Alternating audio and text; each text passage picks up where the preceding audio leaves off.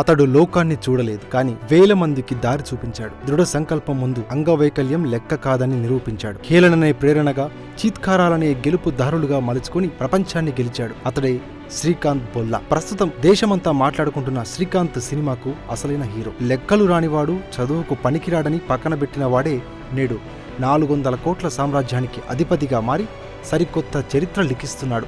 శ్రీకాంత్ బొల్లా సొంత ఊరు ఆంధ్రప్రదేశ్ మచిలీపట్నంలోని సీతారామపురం గ్రామం. 1991లో వ్యవసాయ కుటుంబంలో జన్మించాడు. పుట్టుకతోనే అంధుడు.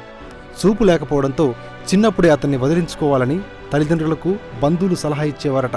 కుక్క ఇంట్లోకి వెళ్ళిందని కూడా తెలుసుకోలేడు, మీరేం చేసినా కనీసం ఇంటి కాపలాకు కూడా పనికిరాడు అని అమ్మానాన్నల ముందే హేళన చేసేవారట. ముఖం మీద దిండుతో నొక్కి చంపేయమని శ్రీకాంత్ ముందే సలహా ఇచ్చేవారట. శ్రీకాంత్ తల్లిదండ్రులు అలాంటి వారి మాటలను విని తట్టుకోలేకపోయేవారు. తమ కొడుకును పట్టుదలతో చదివించారు. తనకున్న లోపాన్ని అనుకూలంగా మార్చుకుని కష్టపడి చదివాడు శ్రీకాంత్. 8 ఏళ్ల వయసులో హైదరాబాద్లో అంధ విద్యార్థులు చదువుకునే బోర్డింగ్ స్కూల్లో సీటు లభించింది. ఇంజనీర్ కావాలన్నది శ్రీకాంత్ కల.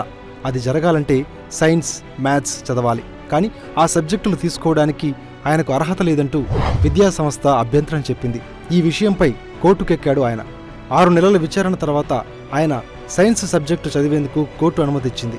ఇంటర్మీడియట్లో 98%తో క్లాస్లో టాపర్గా ఆయన నిలిచారు. ఇండియన్ ఇన్స్టిట్యూట్ ఆఫ్ టెక్నాలజీ ఐఐటిలో శ్రీకాంత్ బొల్లా ఇంజనీరింగ్ చదవాలనుకున్నా అంధుడైన కారణంగా ఆ అడ్మిషన్ దక్కలేదు.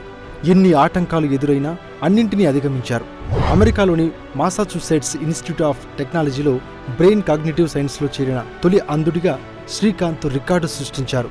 తర్వాత ప్రపంచ స్థాయి సంస్థల ఉద్యోగావకాశాలని కాదని 2012లో హైదరాబాద్ కేంద్రంగా బొల్లాంట్ ఇండస్ట్రీస్ను స్థాపించారు. దీని ద్వారా 2500 మంది దివ్యాంగులకు ఉపాధి కల్పించారు. మరో 3000 మంది దివ్యాంగులకు ఉచితంగా చదువు చెప్పిస్తున్నారు.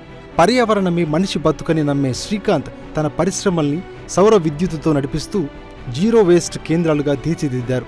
2005లో లీడ్ ఇండియా కార్యక్రమం ద్వారా లక్షల మందిని ఉద్దేశించి స్ఫూర్తి ప్రసంగాలు చేశారు.